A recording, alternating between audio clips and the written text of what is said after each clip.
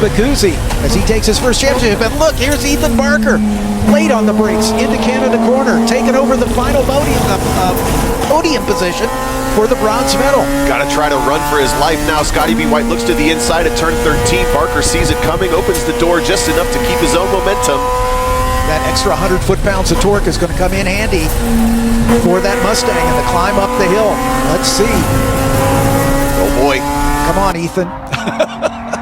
I feel bad for Scotty B. White, still looking for his first win after 46 runoff starts.